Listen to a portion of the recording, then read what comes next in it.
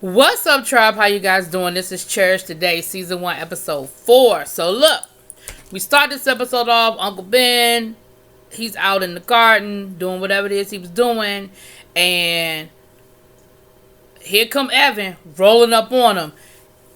Ben was about to pull up on him. Ben was like, "Oh, player, you can't just be walking up on me, walking up behind me in this neighborhood. We don't do that around here." Poor Evan. He was like, "My bad. I'm sorry. I just wanted to come and talk to you," because he looked like he had been out on a run. Ben was like, "Yeah, man, don't do that. We don't. That'll get you killed around these parts." So Ben was like, "Look, I just want to talk to you for a minute." And he gives him this nice bottle of I don't know, it was cognac or something, some top shelf liqueur. And Ben was like, "Yo, this is some good stuff. Like, what's the occasion?" He said, I just want to talk to you for a minute." I immediately know what it is. Y'all know what it is. But let's go through it. So they go into the house, and Ben got a kitchen full of dudes, right? They at the table having breakfast, cooking breakfast. And Evan was like, "My bad, I didn't mean to roll up on y'all." He's like, "Y'all just getting home from the club or something?" They were like, "No, it's the anniversary of the death of one of our homies, Lucky Buddy." And we come to find out that Lucky Buddy is actually Gently's dad. So he happened to roll up on the anniversary of Gently's dad's death. So Evan was like, "Well, I'm sorry to interrupt, but I won't take long. Can I holler at you for a minute?" Ben was like, "Sure." He sits down like he can already start eating breakfast. He said, "Kind of wanted to talk to you alone." Ben was like, "Look, if this is about Gently, everybody in this room is an uncle. So if you got to talk about Gently, everybody here can hear what you got to say." So he was like, "Okay." So the dude that first rolled up on him in the first episode talking about, "So what set you claiming?" He was like, "I just want to let you know that I'm the favorite uncle." And then they get to arguing about who's the favorite uncle. And come to find out, that is Gently's village. One of them took her to get her first tampon. One of them used to do her hair until she learned how to do her own hair. One of them took her to get her first condom. One of them went up to the school when she, got suspended because the teacher called her an orphan, and she about, tried to knock the teacher out. Like, they are her village. And so they sit down, they tell him to sit down for breakfast, and they eating, fried eggs and grits and bacon, stuff he probably don't even eat. Dude asked him, did he want cheese or sugar or his grits? He was like, "I don't want any grits." He slapped some grits on this plate anyway. So they're sitting there having breakfast. They done made the man say the prayer. He was nervous, scared to even say the prayer. He said Uncle Buddy's name. Buddy. See, I said the name wrong. Lucky Buddy's name wrong. But again, that's when he found out that that's Gently's dad. And so they proceed to ask him. He proceeds to tell them, "Look, I love her. I'm here to ask you for her hand in marriage. I'm here to ask you, for your permission." And they give it. They give him a hard time about it, but they give him their blessing. So then we see, and what we know is that we don't find out till later on in the episode, but this is about a year later. This is about a year, give or take, because he said they had been dating a year and a half at that point. And I know that last episode was probably something like 6 months, 3 or 6 months after. I think it was like 3 months after they hooked up that first night. So this is give or take about a year later, after the whole fiasco with the moms and all that good stuff. And so then we see him, we see Evan go back to the house, and him and Gently having a moment. And we also find out that he's getting ready to launch his company. He's quit his job, and he is getting ready to launch his company on the verge. So Gently is like, "Oh my gosh, I'm so proud of you. You've been talking about this since the day we met. You've been talking about starting your own business." So we see that a lot has sort of gone on, but she's still working for Miss Luma, honey. And it seems like she hasn't taken any trips. Now, this is a hot day, and she's like, "Oh my gosh, what am I going to do with Miss Luma? It's going to be a hot day. Her air conditioner cannot hold. What we going to do today?" And I really thought that Evan was going to roll up with a whole new air conditioning unit or something like that. But it seems like he has learned that he can't fix everything, and to let Gently figure some things out. Because I really was waiting for him to show up with 5 air conditioning units to put in all her windows, super powered sonic, you know what I mean? But he didn't do that. So we see Gently with Miss Luma, and Gently keeps trying to get Miss Luma to go somewhere, honey. Let's go to the library. Let's go somewhere let's go to the mall. Somewhere that has some air conditioning because it is hot. And Miss Luma was like, I'm good. I'm good. And they talk, they do their normal. She's telling Gently a story about, when she auditioned for a part and she didn't get the part, and just explaining that, I did well on the audition, but I just wasn't what they envisioned as a leading lady. And she ended up getting a role in the movie, but in a lesser capacity. And Gently was like, look, I don't know how you did it. Like, I don't know, with all that talent and nowhere to put it, I just don't know how you were able to, really just maintain and still, push through, without going crazy. And she said, for me, it wasn't always about getting the part, but it was about, in my mind, I was thinking being in the room. But, she went on to say it was just really about, I'm going to say being in the room, because I can't remember exactly what she said. But it was sort of something along those lines. So, at some point during the day, we see Evan is out looking at spaces. He's got a business partner. He ready to go for the moon. His business partner's like, I don't know. I think we being a little too aggressive. The space is a little more expensive. It's a little bit out of our price range. And Evan was like, look, man, it's ready. We've done everything we need to do. We've done it. Like, this is ready to happen. Like, come on, man. Like, and he ends up able to convince the guy to go ahead and rent the space. So he comes back. Next thing you know, we hear a doorbell ring over to Miss Luma's house. And Jelly is like, were you expecting somebody? Miss Luma was like, I wasn't expecting anybody. Get to the door, it's Evan. And she's like, what are you doing here? He was like, I just decided, I missed you and I wanted to see you. And she was like, okay, but I am working. Like, come on, stop playing.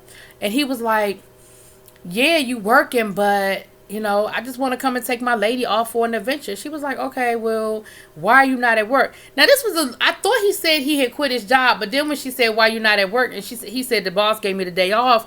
I don't know if that was like an inside joke, like my boss gave me the day off because I am the boss, or he really was working somewhere else. I kind of lost it in that one. Y'all let me know if I'm interpreting that right.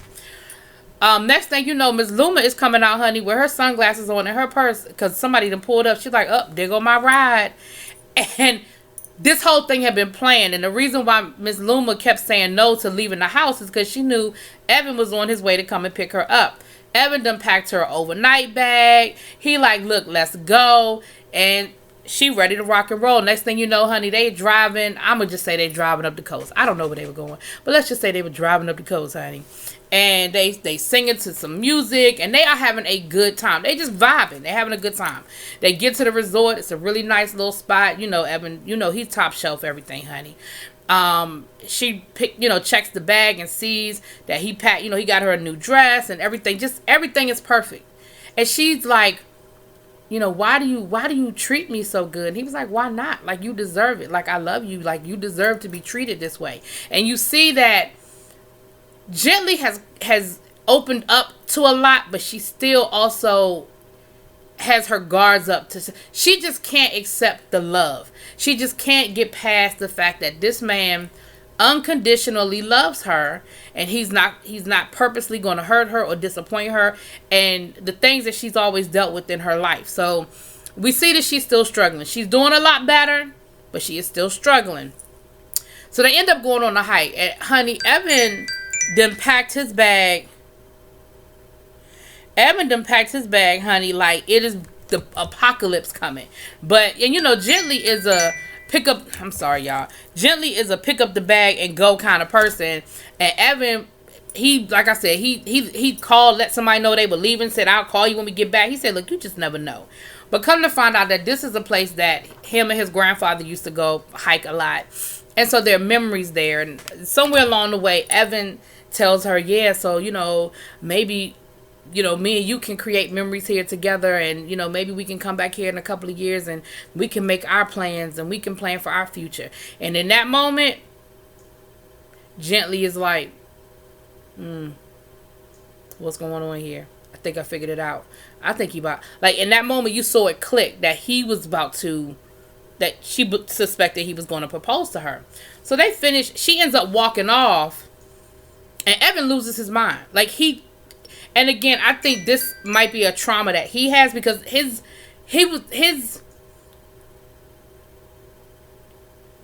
he automatically went to the extreme. He started, screaming her name, and he was and he really was panicked because he couldn't see or hear, like literally, and she had only walked off for like a second, but he totally panicked. And I'm wondering if there's a story there that we might get later on. But, she said, hey, I just saw some flowers that I wanted to. But nah, she walked off on purpose because she was having a moment, right? So anyway, they get back to the hotel room and they're taking a shower. He was like, hey, we got 6:30 plans. Are you ready? You want to come and join me in the shower? And she was like, okay. But she really starts searching through his luggage because now she's looking for confirmation that he's going to propose to her.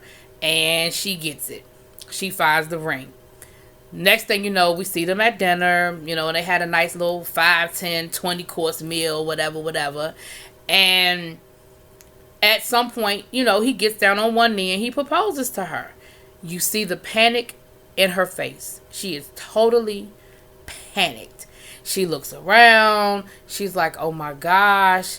And in that moment, And in that moment, she says yes, but she doesn't want to. But she doesn't want to embarrass him. So to her credit, she just went with the flow. But later on that night, we see them walking along the beach, and Evan is talking about wedding plans, and my mama gonna want to do this, and my sister gonna want to do that, and honey, just go with the flow, cause my mama gonna be tripping. Like, and she's like, Evan, ho, stop. Can we talk? And he was like, what you want to talk about? What's going on? She said, it's just too much. Like, everything was going on. It was just moving too fast for me. Can we just talk for a minute? And he was like, so are you saying no? Like, are you saying you really wanted to say no? And she said, I'm just saying it's just moving too fast. Can we just talk?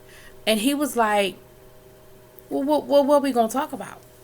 And he said, well, what are we going to talk about? And she said, well, it's just too much right now. Like, and she said, I just need some time. And she ends up giving him the ring back. Now, to me, you need some time, meaning, can we just have a long engagement? Like, if you love him and you want to be with him, but you don't think that can we have a long engagement? But she gives him the ring back, honey. Evan walks up to the closest bar. He gives him a drink. Asks the bartender, do you know somebody that wants to buy this ring? Because I need to get rid of it now. And at first the bartender was like, yeah, I know somebody. Like, okay, let me make a call. He was like, but he ain't going to pay you what that ring is worth. He was like, I don't care. I just need to get rid of it. Get it out of my face. I don't care. So then he says, you sure? Like, do you want to just take a day to try, think about it? He was like, I need to get rid of this ring now. So we never see him actually make the exchange with the ring. But the next thing we see him back at the room. And, she's like, Evan, are you ready to talk yet? And he was like, what is there to talk about? I think you made yourself clear.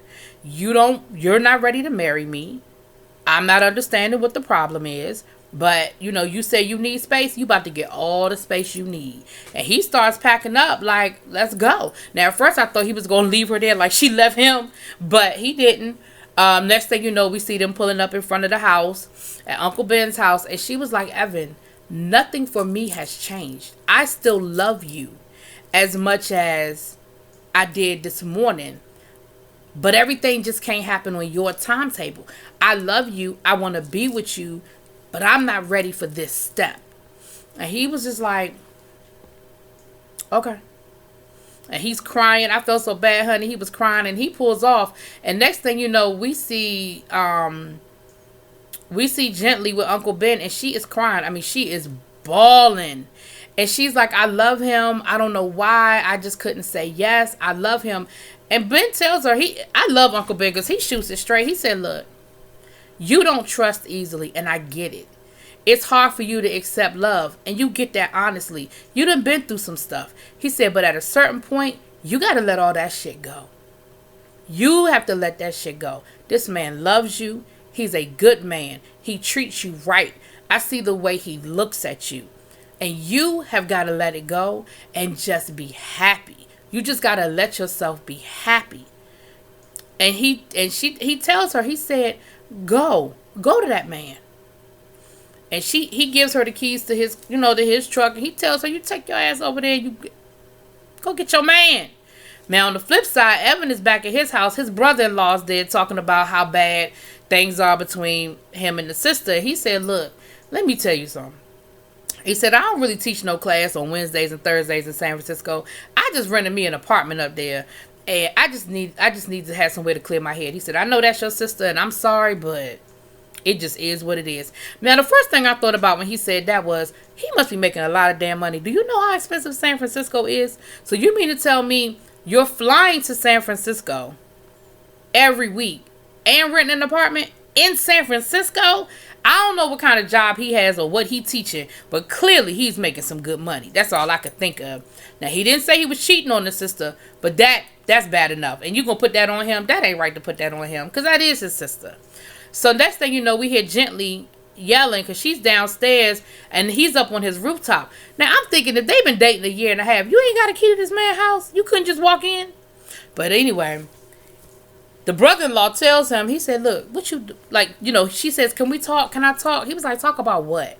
She was like, I love you. I just need to talk to you. I do. I love you. And the brother-in-law was like, look, man, you are free. Don't you go back. Don't look back. You are free.